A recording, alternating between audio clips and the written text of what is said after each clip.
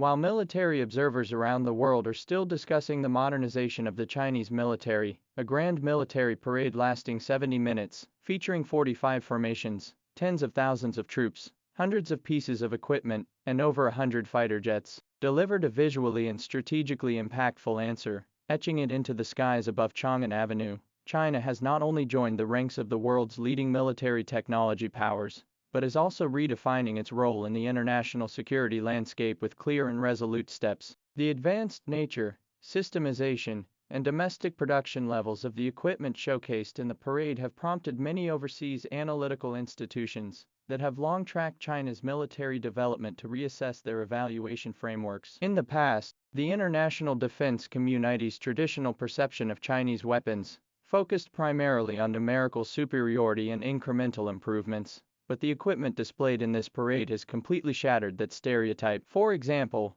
in the field of hypersonic weapons, a certain type of missile system showcased during the parade demonstrated world-leading penetration capabilities and strategic deterrence value, with its technical maturity suggesting that China has already integrated such second-level strike weapons into its operational deployment sequence. Similarly, the appearance of multiple types of stealth drones and reconnaissance strike integrated platforms not only enriches the spectrum of unmanned combat capabilities, but also reflects China's deep accumulation of key technologies in artificial intelligence and autonomous control algorithms. Beyond the performance advancements of individual systems, the parade also underscores a system-based warfare mindset, from air defense and missile defense systems to electromagnetic countermeasure devices, from long-range firepower strike capabilities to information support nodes. Nearly all the showcased equipment is not isolated, but rather an integral part of a unified network system capable of coordinated operations.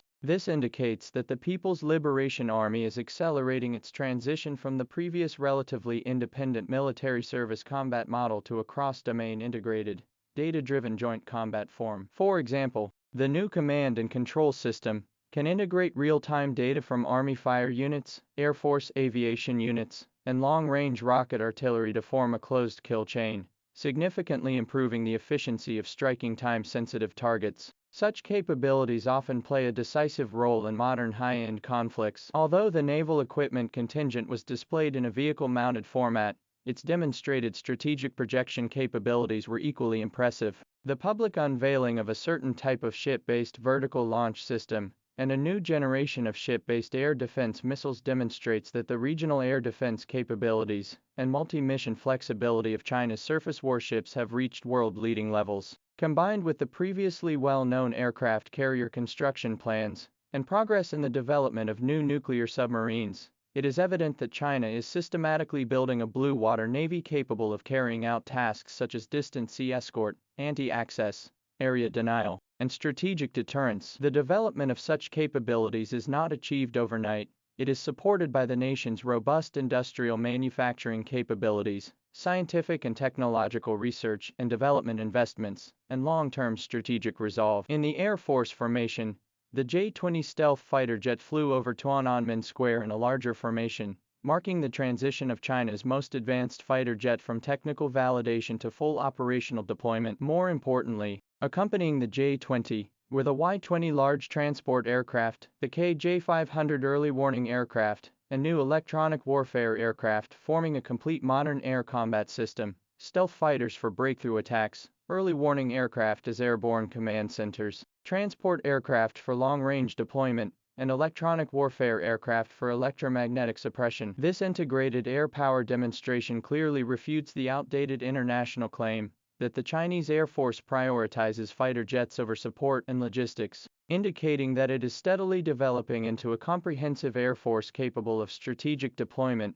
long-range strikes, and system-level combat. Among the highly anticipated ground assault forces, the emergence of new generation light tanks, amphibious armored vehicles, and armed reconnaissance vehicles reflects another key aspect of the PLA Army's transformation: lightweight, modular, and cross-regional mobility. These systems not only meet the operational requirements for mobile warfare in special terrains such as southern water networks and high-altitude mountainous regions, but can also be rapidly deployed strategically via platforms like the Y-20 transport aircraft, effectively supporting diverse mission scenarios including border defense, protection of overseas interests, and international peacekeeping operations. Against the backdrop of previous core reforms and the development of combined arms brigades, it is evident that the Chinese army is fundamentally shedding traditional land army thinking to transition into a lean, multifunctional, and rapidly deployable modern ground force. The strategic strike formation is undoubtedly the crowning highlight of the parade,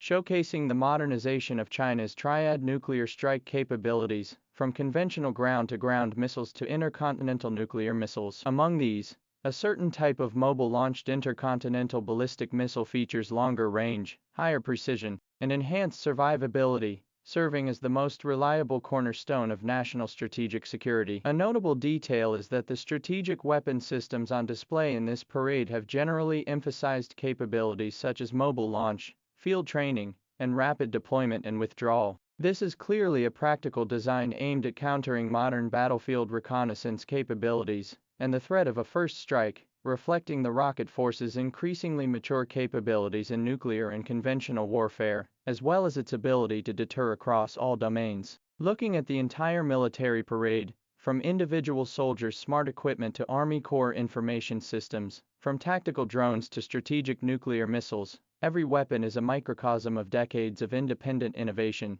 and steady progress by China's military industry system. More importantly, this parade not only showcased the advanced hardware, but also highlighted the strength of the software. The soldiers' high spirits, precise operational procedures, and resolute combat will are equally indispensable components of combat effectiveness. As one participating soldier remarked, seeing that the equipment I operate represents the nation's highest standards, the sense of pride and mission it instills is something no amount of compensation could replace. This combination of belief and advanced equipment is the core advantage of the People's Liberation Army in the new era. It can be said that the '93 military parade was both a concentrated showcase of achievements in national defense construction and a strategic declaration for the future. In the current international environment of intensifying great power competition and frequent regional hotspots, China clearly conveyed its resolve and capability to defend national sovereignty, security, and development interests through this parade. It reminds the world that China does not seek conflict, but has already developed the solid strength to address any challenge. This military force, which has emerged from the flames of history, grown through reform and transformation, and is advancing toward the goal of becoming world-class, is proving through concrete actions they are not only guardians of national peace, but will also be important shapers of the future international security order.